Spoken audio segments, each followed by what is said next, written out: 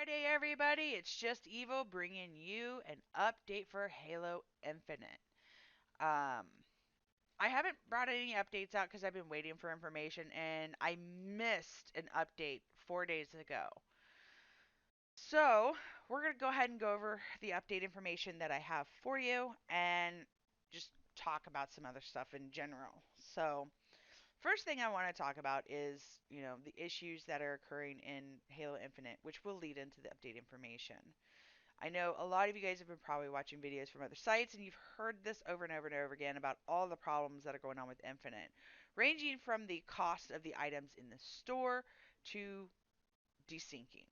You know, I my opinion on the cost of the items in the store is that it it doesn't bug me as much. I'm used to playing Path of Exile, where the MTX or the customizations, some people know it, cost about the same thing.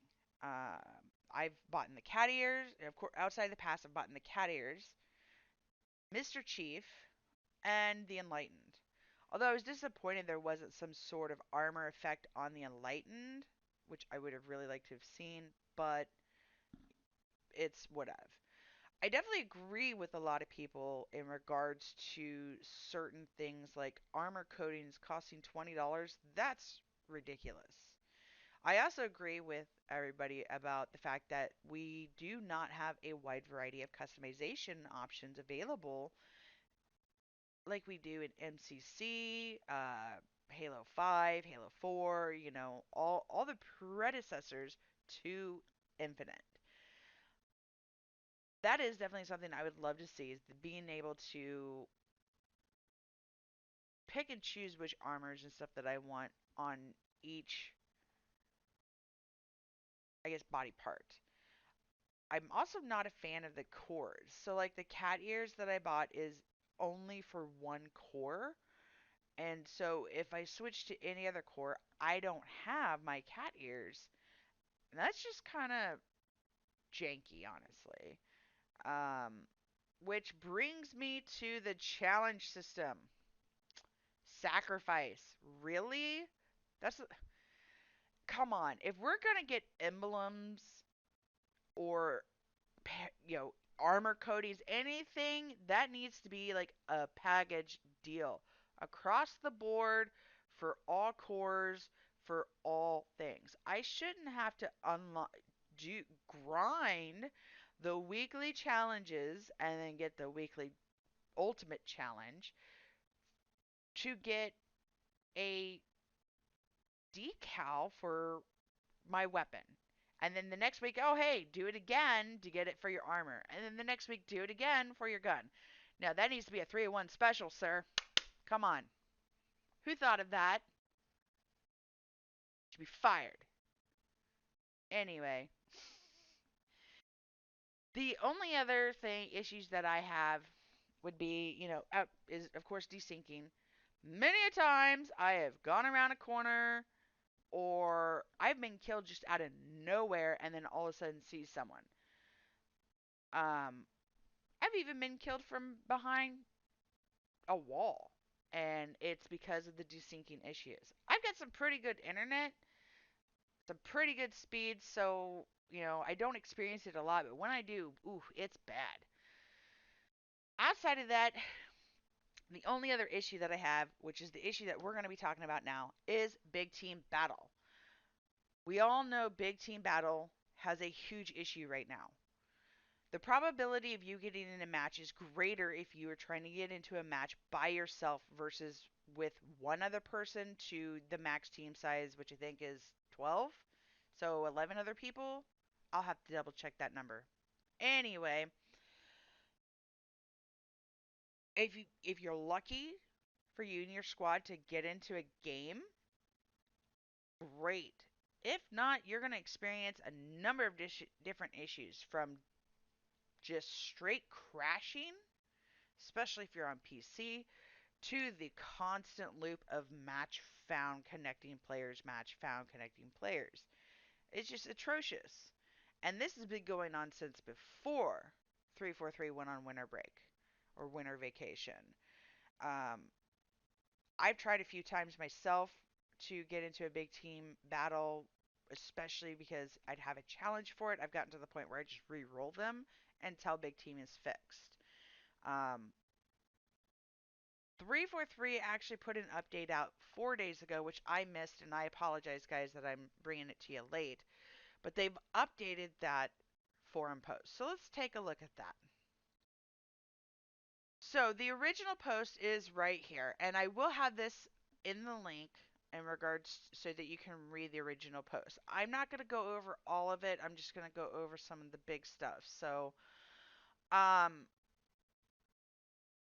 right here, they know that some people have been dealing with frustrating issues since launch. Despite a few attempts at solving and mitigating before the holiday break, they weren't able to get it fixed. And then they say, while it remains playable, there are matchmaking issues increased with more players and larger fire teams have a low chance of successfully joining into a game together, which is what I stated earlier. The fact that they just even said that it's playable is ridiculous because even for a single player to try and go in, they they may not encounter it as much, but they do encounter the same issues as larger fire teams do. So they just go over some of the information in regards to what's going on and go from there. But today they did release an update, and that's what we're going to look at here in regards to this post. So, um, they did a test pass, and it was completed. The hot fix is now on its way to the next process, which is certification. So, as long as nothing goes wrong with the certification, we should see a hot fix for Big Team Battle. I would say probably by Wednesday of next week, the 19th. Um, Regardless of whether it's Tuesday, Wednesday, Thursday, it should be in next week. Keep in mind that Monday is a holiday here in the United States, so a lot of things are going to be closed, including 343 apparently. What they're going to do to compensate us for this is that they are going to give us 5 XP boosts and 5 challenge swaps. Yay. To be honest, I mean, I don't mind that. I would rather have some credits or maybe like a free skin or something like that. I don't that goes into my whole that back to that customization thing there that we just talked about. But yeah, I don't know. I mean, I'll take the XP boost and the challenge swaps, but if you are already done with your battle pass or getting damn near close like I am, there's really no need for the XP boost or the challenge swaps until the next season, which isn't until May. May. Come on. Whatevs.